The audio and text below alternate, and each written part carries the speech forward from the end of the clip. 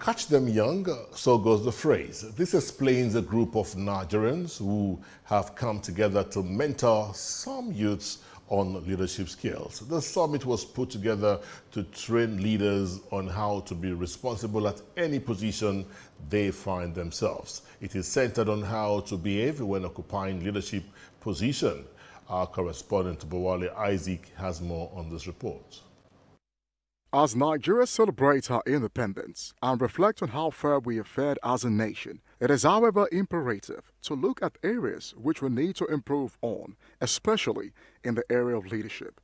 The convener of the group relayed to us what the initiative set to achieve through this leadership summit. What we are talking about here is having thought leadership that will impact the people, but not political leadership, but a leadership that will base its elements on sustainability. You value the people, you love the people, you believe in humanity more than thinking I want to amass wealth. A speaker at the summit relayed to what leaders set to gain and what is expected of them. I believe that to be a good thought leader, you must be ethical. You must be an ethical leader.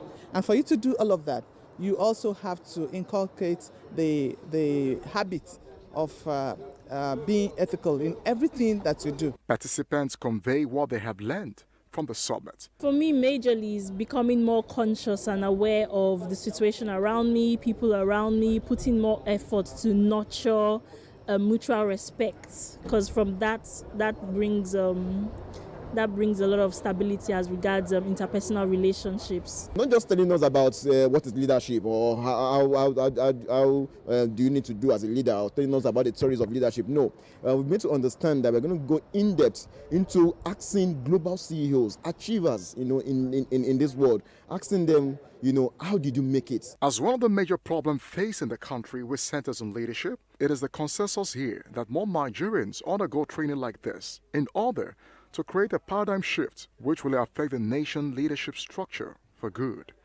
Bowale Isaac, Silverbird, News 24.